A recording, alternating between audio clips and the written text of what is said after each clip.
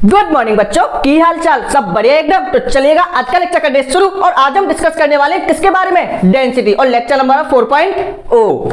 समझ रहे हो ना बात को? तो आज हम बात करने वाले हैं डेंसिटी। डेंसिटी क्या होती है, पहले हम टॉपिक शुरू करते हैं, उसके बाद हम कुछ इंपॉर्टेंट पॉइंट्स को डिस्कस करेंगे, ठीक है। और साथ के साथ हम जानेंगे रिलेटिव डेंसिटी क्या होती है, और कुछ अच्छे लेवल के एनटीएस हो गया, ओलंपियाड हो गया, कुछ आपके नीट लेवल के तो नहीं, लेकिन नीट से थोड़ा सा ऊपर भी नहीं होगा, ठीक है। मतलब नीट एग्जामिनेशन से जो आपके कॉन्सेप्ट बनते हैं उनके ऊपर हम कुछ क्वेश्चनों को देखेंगे, ठीक है। तो आपका जो लेक्चर है काफी अच्छा, इंटरेस्टिंग, काफी कुछ भी कह सकते हैं, मतलब काफी मजा आने वाला है कुल मिला के। तो डेंसिटी आपकी क्या होगी? डेंसिटी आपकी होगी it is the ratio of, काफी छोटा सा लेक्चर है, it is the ratio of mass of object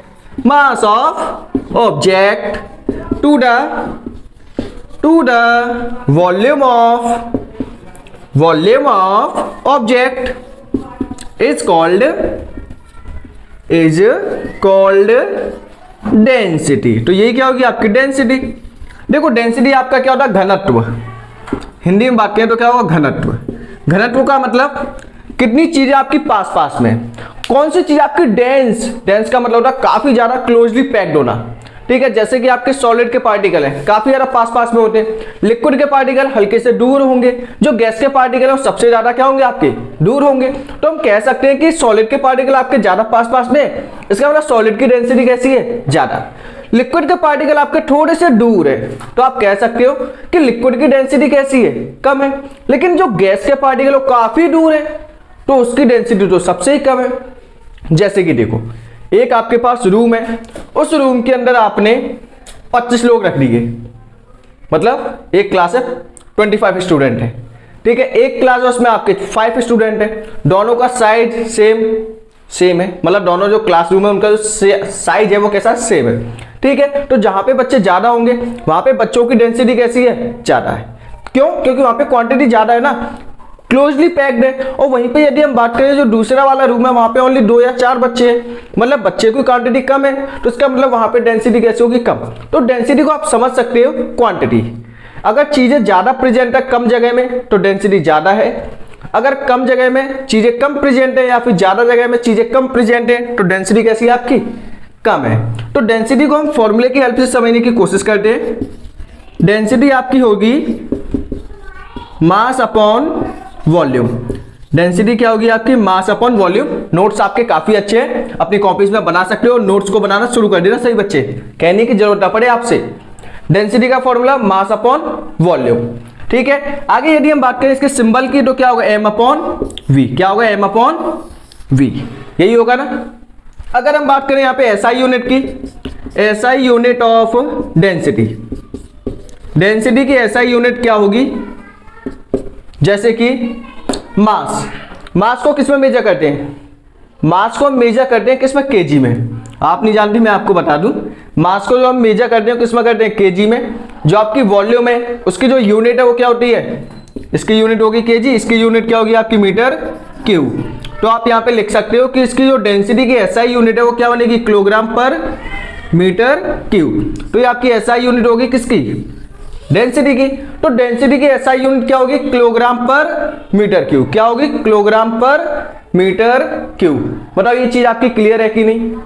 ठीक है। वॉल्यूम कैसे निकालेंगे? वॉल्यूम आप अलग अलग चीज का अलग अलग तरीके से क्या करोगे? वॉल्यूम को फाइंड करोगे। सिंपल, यदि मैं यहाँ पे आपको एक वॉल्यूम की ट्रिक बताऊंगा क्या है, जैसे कि आपका क्यूब है, सुना होगा आपने, क्यूब आपका इस टाइप का एक बॉक्स होता है, ठीक है। तो इसमें ये आपकी लेंथ है, ये आपकी ब्रेथ है, ये आपकी हाइट है। आपको क्या करना है? इसका वॉल्यूम फाइंड करना है। तो वॉल्यूम कैसे निकालोगे? मास तो हालांकि क्वेश्चन में आपका गिवन होगा, ठीक है। वॉल्यूम निकालने के लिए आप इसमें वॉल्यूम का फॉर्मूला लगाओगे। वॉल्यूम किसके इक्वल आएगा? क्यूब का वॉल्यूम किसके इक्वल होगा? वॉल्यूम ऑफ क्यूब इक्वल होगा आपका L into B into H. किसके होगा? L into B into H होगा कि नहीं? ठीक है। तो इस टाइप से आप क्या करोगे? इसका वॉल्यूम इजीली फाइंड कर लोगे। और वॉल्यूम निकालने के बाद आप यहाँ पे पुट करना, मास आपका गिवन होगा, आप डेंसिटी फाइंड कर लोगे, ठीक है। और डेंसिटी की यूनिट क्या होगी? किलोग्राम पर मीटर क्यूब। अगर हम बात करें इसकी अनदर यूनिट, तो इसकी एक और भी यूनिट आपकी होगी क्या? another unit of density। देखो डेंसिटी के और भी यूनिट है, जैसे कि एक आपकी होगी ग्राम पर सेंटीमीटर क्यूब, ठीक है। तो एक कौन सी हो गई, किलोग्राम पर मीटर क्यूब, एक कौन सी हो गई, ग्राम पर सेंटीमीटर क्यूब। अब देखो चेंज हमने कुछ नहीं किया, चेंज हमने क्या किया, ओनली पहले मास को हम किस में ले रहे थे, केजी में, तो डिस्टेंस किस में लेनी होगी, मीटर में, क्या बन गया, मीटर क्यूब।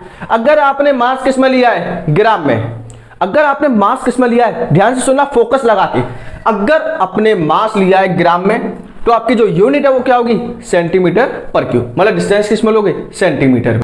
कन्वर्जन कैसे करना है, जैसे कि आप कन्वर्जन भी कर सकते हो।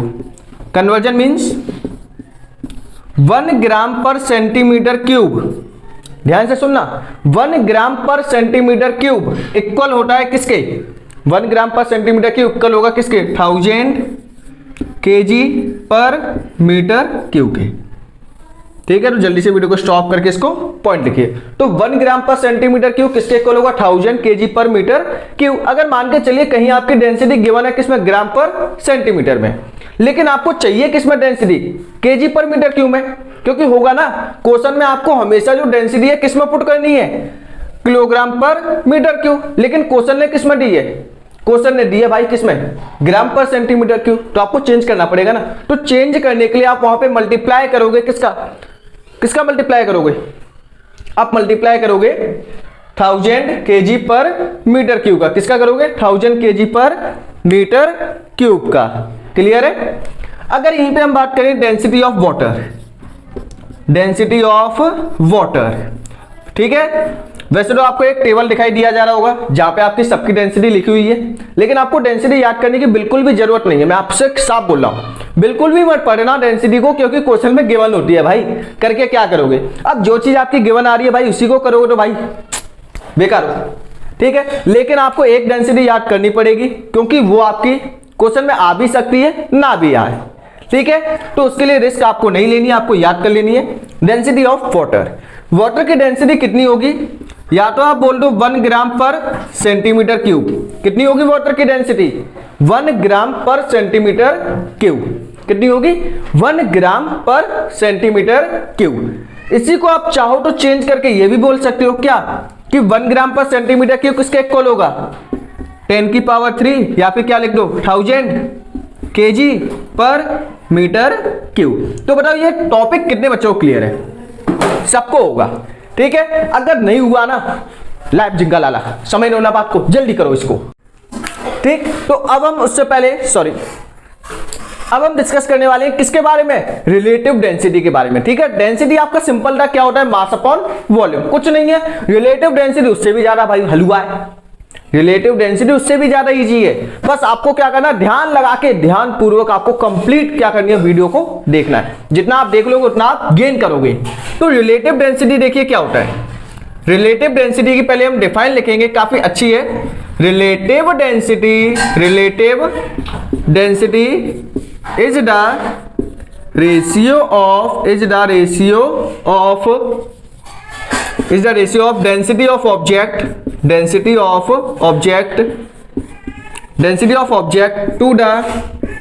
to the density of water।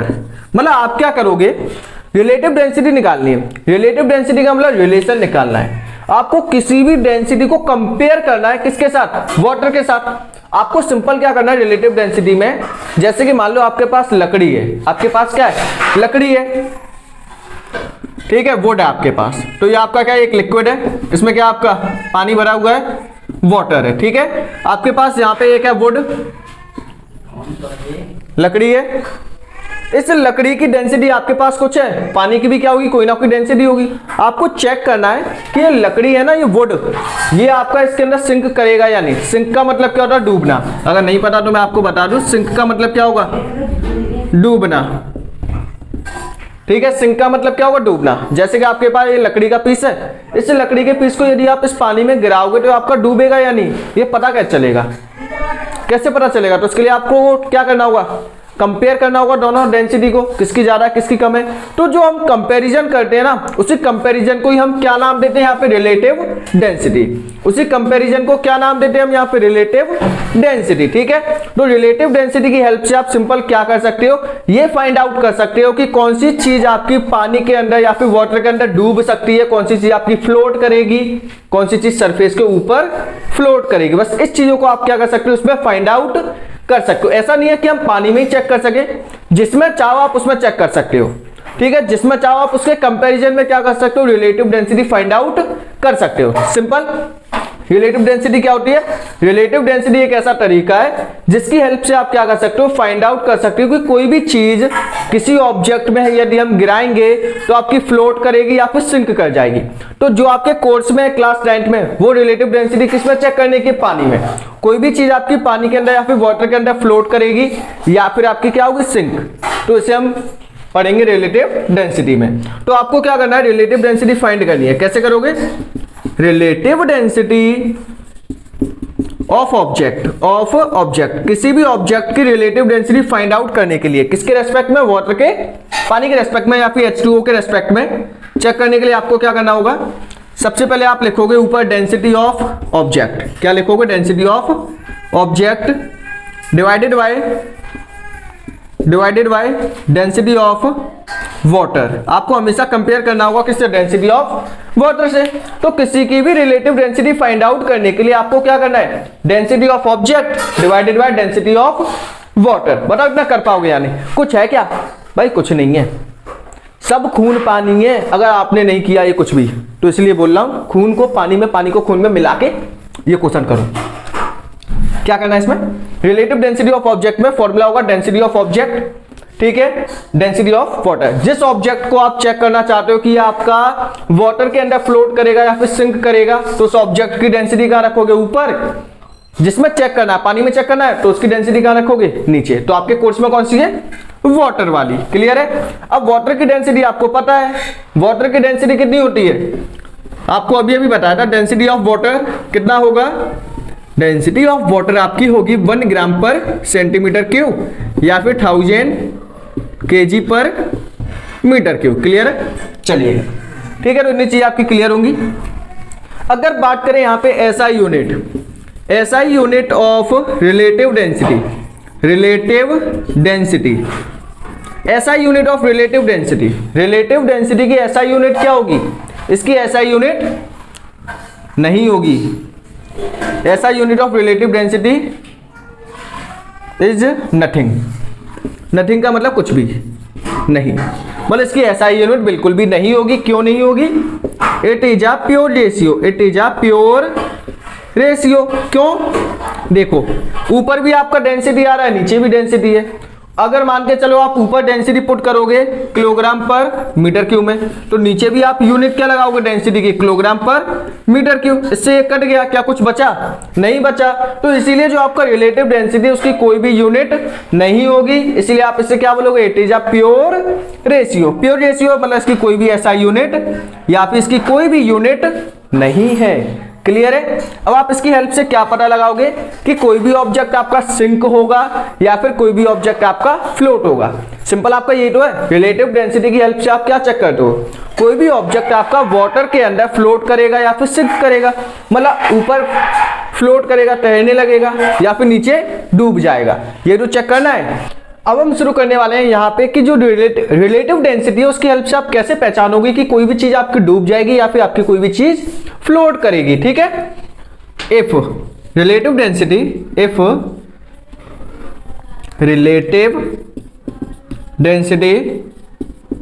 Is less than 1, अगर किसी की रिलेटिव डेंसिटी क्या आई है, लेस देन 1 से कैसी आई है आपकी, कम आई है। अगर 1 से कम है तो उस कंडीशन पे क्या होगा, ऑब्जेक्ट विल सिंक, आपका जो ऑब्जेक्ट है वो क्या होगा, डूब जाएगा, सिंक कर जाएगा। ठीक है, अगर किसी की रिलेटिव डेंसिटी कितनी आई है, 1 से कम आई है। ठीक है, रिलेटिव डेंसिटी की हेल्प से आप यही चेक कर सकते हो कि किसी भी लिक्विड के अंदर, चाहे वो पानी हो चाहे कोई और दूसरा लिक्विड हो, उसके अंदर आपकी कोई भी चीज फ्लोट करेगी या नहीं। यहां पे हमने किसका किया है, वाटर का। ठीक है, if relative if relative density is greater than 1, अगर 1 से ज्यादा है then object will float above the surface. ठीक है, तो जो आपका ऑब्जेक्ट है वो क्या होगा, सरफेस के ऊपर क्या करेगा, फ्लोट करेगा। ठीक है, जैसे कि ये आपका लिक्विड है तो क्या करेगा, ऐसे फ्लोट करेगा। क्लियर है। अगर मान के चलिए यहीं पे if relative density is equal to 1, अगर ये 1 के इक्वल हो जाती है तो उस कंडीशन पे क्या होगा, तो आपका ऑब्जेक्ट विल फ्लोट, ऑब्जेक्ट आपका फ्लोट करेगा, लेकिन बाय कंप्लीटली इमर्स, पूरा डूबने के बाद। तो पूरा डूबने के बाद क्या होगा, जो आपका ऑब्जेक्ट है वो क्या करेगा, फ्लोट करेगा। ठीक है, तो ये कुछ कंडीशन है जिनकी हेल्प से आप पहचान सकते हो कि कोई भी ऑब्जेक्ट आपका फ्लोट करेगा या फिर सिंक। 1 से कम डूब जाएगा, 1 से ज्यादा ऊपर सरफेस के ऊपर क्या करेगा, लिक्विड के सरफेस के ऊपर फ्लोट करेगा। अगर 1 के इक्वल है तो क्या कंडीशन आएगी आपकी, सोचो जरा, वो क्या होगा, आपका कुछ ऐसे फ्लोट करेगा। कैसे, ये आपका लिक्विड है, इसके अंदर जाके, ठीक है, तो कुछ ऐसे फ्लोट करेगा। समझ रहे हो बात को, तो जल्दी से इसको करिएगा नोट। और आज का लेक्चर कि जो थ्योरेटिकल पार्ट है वो यहाँ पे करते हैं फिनिश। और अब हम बात करने वाले हैं पे कुछ 1-2 न्यूमेरिकल्स के बारे में, ताकि ये कॉन्सेप्ट आपका थोड़ा सा और ज्यादा अच्छे से क्लियर हो जाए। तो पहला क्वेश्चन आपकी स्क्रीन पर आ चुका होगा, जल्दी से वीडियो को स्टॉप करके उस क्वेश्चन को कर दीजिएगा, जल्दी करिए।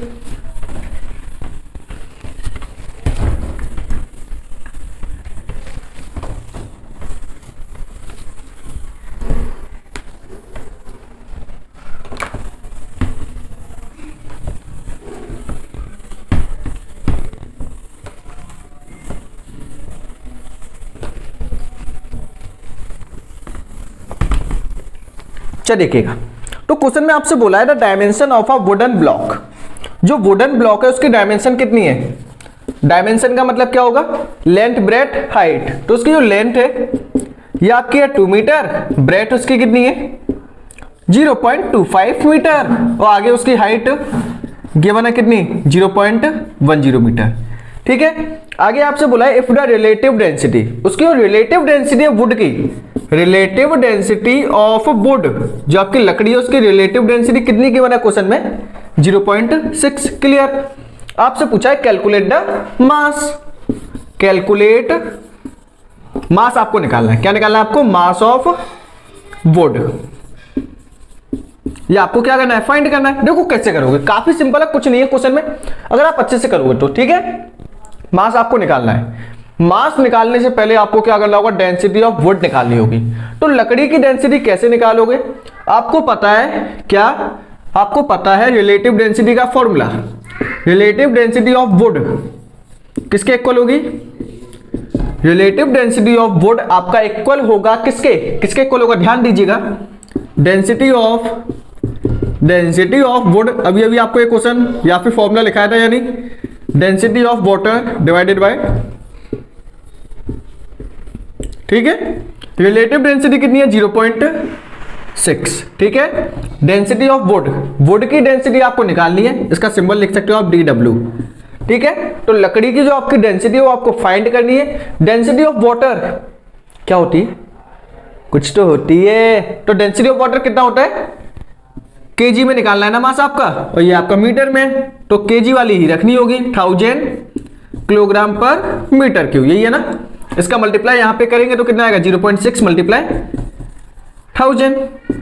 डेंसिटी ऑफ वुड, यूनिट भी आपकी सेम रहेगी, डेसिमल हटा के 0, 0 से 0 कैंसिल, तो ये आएगा आपका 600 डेंसिटी ऑफ वुड। ठीक है, लेकिन आपको निकालना क्या था, मास। अभी तो आपने क्या किया, यहां से only density of would find की है, लेकिन आपको निकालना क्या है, यहां पे मास निकालना है। तो डेंसिटी ऑफ वुड इक्वल होगा किसके, mass of would upon volume of would, होगा कि नहीं। एक ही क्वेश्चन में काफी चीजें क्लियर है आपकी। इसका जो मास है वो आपको फाइंड करना है। क्लियर है, ठीक है, अच्छी बात है। डेंसिटी ऑफ वुड कितनी है 600 इजिकल टू मास आपको निकालना है। वॉल्यूम कैसे निकालोगे, देखो जो आपका लकड़ी का ब्लॉक है वो किस शेप का होगा, क्यूबॉइडल शेप का होगा, क्योंकि डायमेंशन कुछ इसी टाइप के दिए हैं, लेंथ गिवन है, ब्रेथ गिवन है, हाइट गिवन है। तो वॉल्यूम ऑफ क्यूबॉइड का फॉर्मूला क्या होता है, वॉल्यूम ऑफ क्यूबॉइड का फॉर्मूला क्या होगा आपका, L into B into H, सबका मल्टीप्लाई करो। L कितना है आपका 2 मल्टीप्लाई बी कितना है 0.25 मल्टीप्लाई 0.1, डेसिमल से डेसिमल, डेसिमल से डेसिमल कितना आएगा 50 मल्टीप्लाई 1000, तो ये आएगा 50/1000। तो ये आपकी क्या आ गई, वॉल्यूम आ गई। क्लियर है, तो ये आपका आ गया वॉल्यूम 50/1000। ये 1000 कहाँ चला जाएगा, ऊपर। क्लियर है, 1 0 से 1 0 कैंसिल, 2 0 से 2 0 कैंसिल। अब ये डिवाइड वाला कहाँ जाएगा, मल्टीप्लाई में, तो 6 मल्टीप्लाई 5 कितना आएगा 30 kg। तो इसका जो वुड का जो मास है वो कितना होगा 30 kg। ठीक है, तो वीडियो को स्टॉप करके एक बार जल्दी से नोट करिएगा। अब क्वेश्चन नहीं आपको आया है तो क्वेश्चन काफी ज्यादा इंटरेस्टिंग था, आपको एक बार वीडियो रिपीट करके जरूर देखनी चाहिए। ठीक है, जब तक आप कोशिश नहीं करोगे, रिपीट नहीं करोगे, नहीं आने वाला। तो आपको थोड़ी सी सेल्फ, हर बार बोलता हूं, प्रैक्टिस करनी होगी। करिएगा इसे, एक बार आपको चीजें अच्छे से क्लियर करनी ही होगी, फिर आप इसे इजीली कर पाओगे। करिएगा इसे।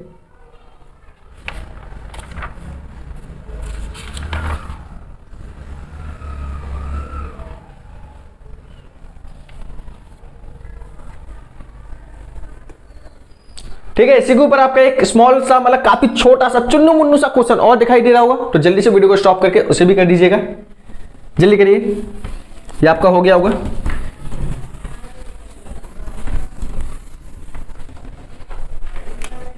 इसमें क्या पूछा आपसे कुछ नहीं है वैसे। Relative density of silver, silver की रिलेटिव डेंसिटी आपको गिवन है यहां पे, relative density of silver 10.8।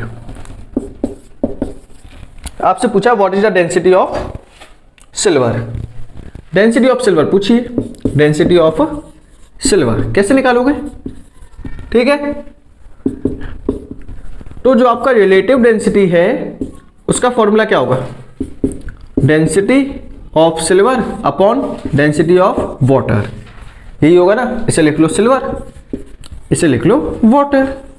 Silver की डेंसिटी निकालनी है, रिलेटिव डेंसिटी कितनी गिवन है 10.8, डेंसिटी ऑफ सिल्वर आपको फाइंड करनी है। वाटर की डेंसिटी कितनी होती है, एसआई यूनिट में बोला है ना, तो एसआई यूनिट क्या होगी, किलोग्राम पर मीटर क्यूब, 1000 kg पर मीटर क्यूब, यही आएगा।